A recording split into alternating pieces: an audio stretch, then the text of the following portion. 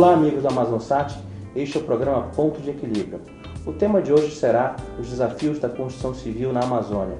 Para isso nós convidamos o presidente do Sindicato das Indústrias da Construção Civil no Amazonas, o engenheiro Eduardo Lopes, e o engenheiro José Antônio Grajeda, gerente do projeto Arena da Amazônia, a cargo da construtora Andrade Gutierrez. Para compreendermos melhor esse tema antes de começarmos os debates, vamos à matéria a seguir. Chuvas constantes, estrutura logística deficiente. Esses são alguns fatores que dificultam a atuação do setor da construção civil na Amazônia. Com a chegada da Copa de 2014, será necessário investir em novos procedimentos. Uma estrutura adequada para este evento exige o uso de técnicas mais modernas e qualificação profissional.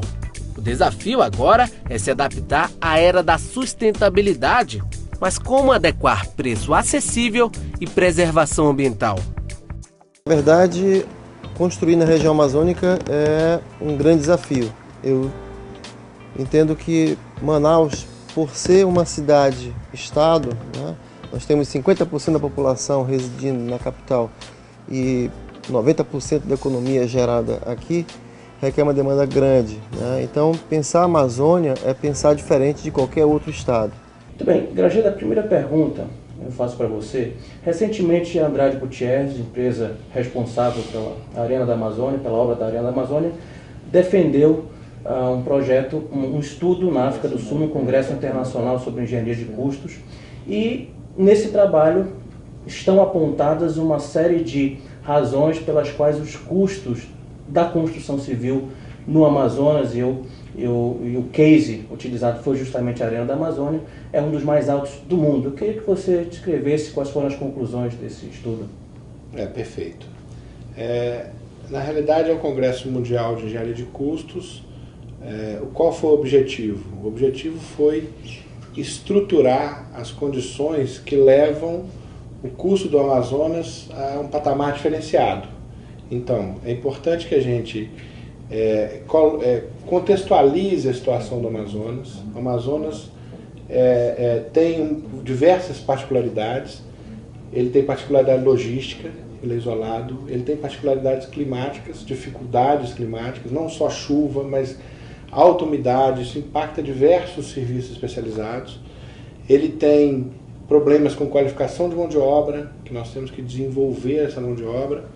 Então isso tudo se traduz na engenharia de custos em patamares diferenciados. Então nós fizemos um trabalho para esse Congresso Mundial em que a gente contextualizou e aí apresentamos as ferramentas que a empresa implementa para tentar equilibrar isso e tornar a obra viável e ser entregue no prazo. Então a conclusão, primeiro, pouca gente tem noção do que é a operação de construção no Amazonas. Algumas das obras mais difíceis do mundo foram executadas aqui. Um exemplo é o gasoduto Quari-Manaus. Você participou, você teve a possibilidade de conhecer a obra. Foi considerada uma das obras mais difíceis do mundo, em termos de logística, em termos de desafio técnico mesmo. Foi pior do que o gasoduto da Sibéria lá. Eu imagino que seja muito complicado compatibilizar essa complexidade com os orçamentos. Exatamente. Então, quando você começa a traduzir isso em números, que são os orçamentos, o nível de risco envolvido e o nível de variáveis, né, a quantidade de variáveis envolvidas, elas tornam um orçamento complexo. Você precisa achar uma forma de traduzir as variáveis que imputam custo ao projeto, os níveis de risco que você vai adotar, que você vai assumir, e o imponderável, quer dizer, você vai fazer uma obra no meio da selva, no caso do gasoduto, no caso da linha de transmissão do TOM, que está acontecendo agora. Você vai falar assim, bom, vai chegar meu barco lá tal dia, com X toneladas de torre. Tá, tudo bem, mas e aí, se não chegar? Aqueles N profissionais que estão parados lá. Você vai fazer uma Arena da Amazônia, nós tivemos casos, né, eu não sei se a gente chegou a conversar isso antes, equipamentos que a gente foi importar o equipamento e que ele vinha de 4, 5 países do mundo. Então, quer dizer, e tinham que chegar no mesmo lugar para que a obra começasse na hora que precisasse. A grua é um exemplo disso. Sim, pela primeira vez eu tive a oportunidade de ver uma grua sobre trilhos. Eu nunca tinha, e pelo que eu entendi, é a primeira vez nessa região do Brasil que esse equipamento está sendo utilizado desta forma. O trilho vindo de um país, a base de outro, e a grua vindo de outro lugar. Na realidade, é uma solução, essa solução de trilhos é uma solução muito utilizada em barragens, né? O que não é normal é você ter obras de construção pesada dentro de cidades. É isso que assusta um pouco. A Arena da Amazônia não é uma obra de construção civil tradicional, ela é uma obra de construção pesada.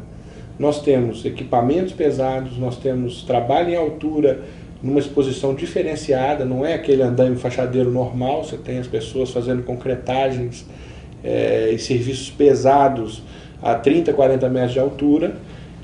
Não é a forminha, né? É um negócio todo especial. Então é diferente.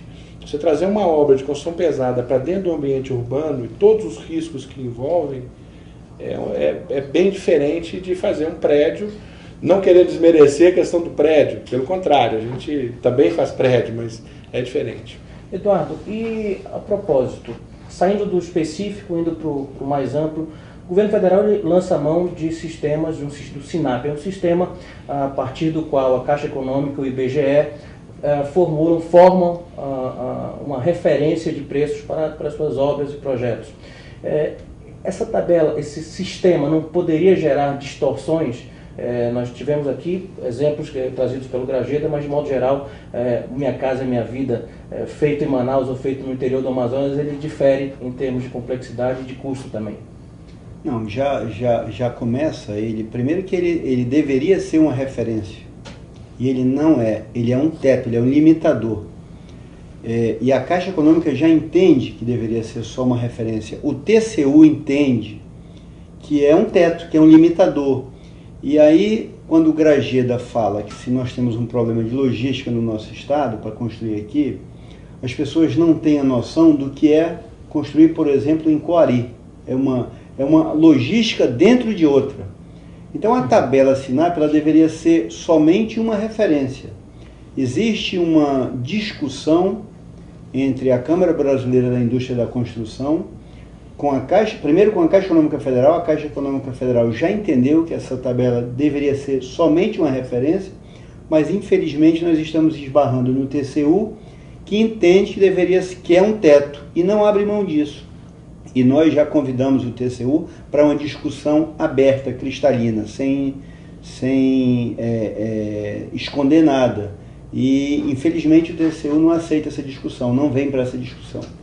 Enquanto isso, nós corremos risco de não cumprir prazos ou estourar orçamentos em razão dessa falta de sensibilidade de Brasília. Mencionaria que isso tudo parte de Brasília, e o Brasil tem vários Brasis e não necessariamente esse estudo, esse trabalho reproduz a nossa realidade. Talvez o grande desafio da indústria da construção civil na Amazônia seja esse. Muito bem, vamos a um breve intervalo e logo estaremos de volta com o nosso programa Ponto de Equilíbrio.